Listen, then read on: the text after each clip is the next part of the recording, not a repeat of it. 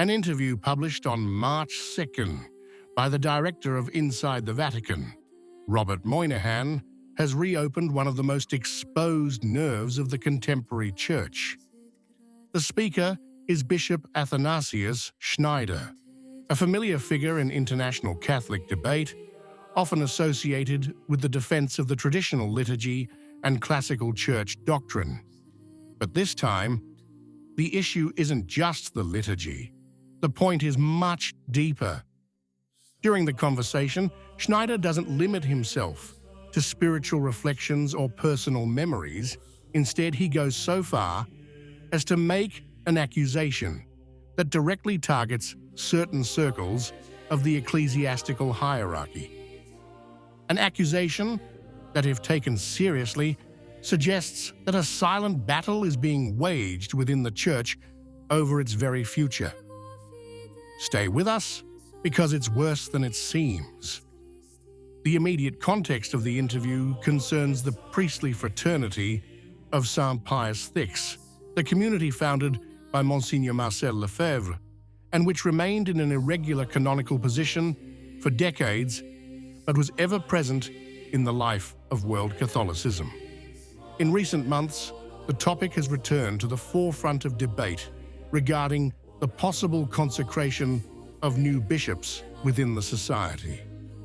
This issue, from a legal standpoint, could reopen tensions with Rome. But Schneider urges us to look beyond the simple disciplinary aspect. In his view, the real problem isn't legal, it's theological, it's ecclesial. According to the bishop, the real crux of the matter is the possibility of openly discussing some issues that remained unresolved in the period following the Second Vatican Council. These questions concern not only liturgical reform, but also some doctrinal formulations that have emerged in recent decades. And it is here that the interview takes a decidedly controversial turn. Schneider, in fact, claims to suspect that there are high-ranking clergy, perhaps even within the Vatican, who view the presence of the Society of St. Pius X with fear, not so much because of its canonical status, but because of what it represents.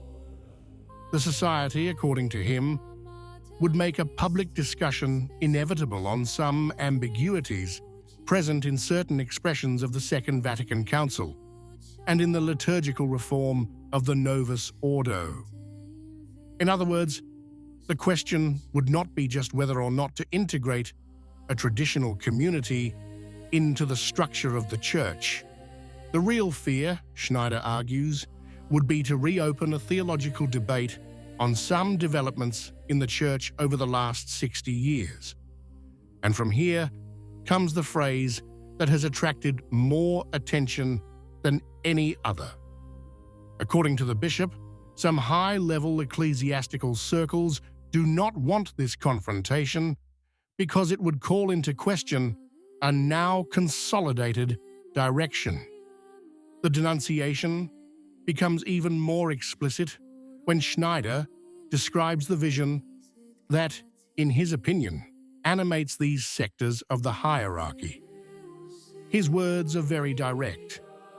This high-level clergy desires a secularized and Protestantized liturgy. This isn't simply a liturgical criticism.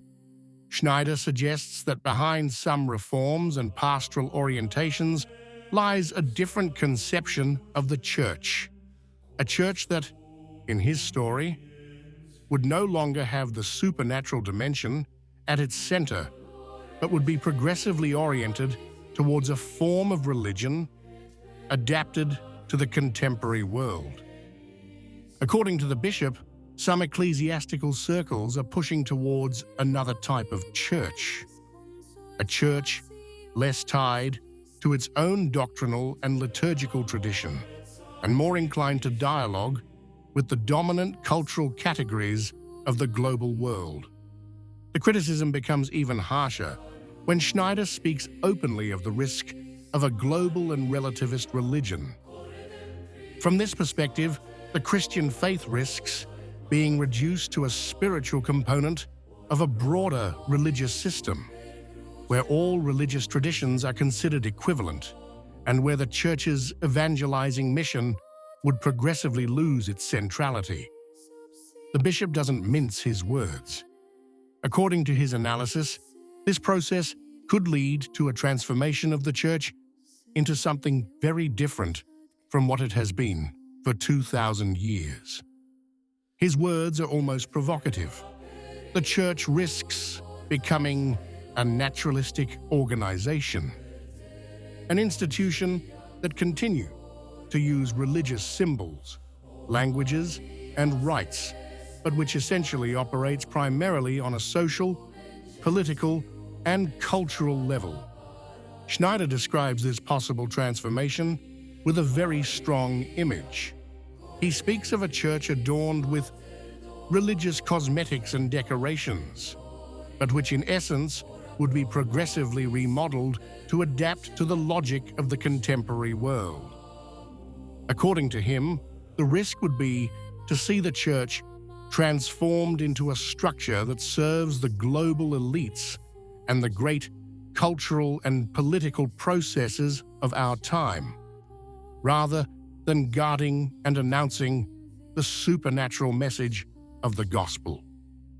In this context, the Society of St. Pius X takes on a symbolic meaning. It is not simply a traditionalist community, it becomes the sign of a much broader tension. For Schneider, his presence reminds the Church that there are doctrinal and liturgical questions that have never been truly resolved. And it is precisely this possibility of discussion that, according to him, generates unease in some ecclesiastical circles. The bishop is not proposing a break, nor is he inviting direct confrontation.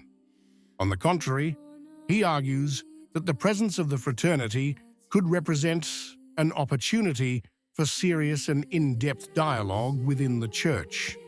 A dialogue that isn't afraid to tackle the most sensitive issues. According to Schneider, the Church has experienced many moments of theological tension and internal confrontation in its history. Debate, he implicitly states, is not a sign of weakness, but can become a tool for clarification and growth. However, his intervention reveals a very clear concern. The risk, according to him, is that the Church will progressively lose awareness of its supernatural mission and end up completely adapting to the cultural dynamics of the contemporary world. This is the tension that runs through the interview, and perhaps this is the reason why Schneider's words do not go unnoticed. Because behind the discussion about the Society of St. Pius X, the liturgy, or the Second Vatican Council, a much larger question emerges, a question that pervades the entire Catholic world today. What kind of church is emerging in the 21st century? A church that progressively integrates into global culture, adapting to its categories and languages? Or a church that continues to present itself as a sign of contradiction, faithful to a tradition that does not depend on the fashions of the moment? And precisely for this reason, his words, destined to arouse consensus in some circles and criticism in others, touch on one of the most decisive issues for the future of Catholicism. What do you think? If you liked the video, comment. Amen. God bless you.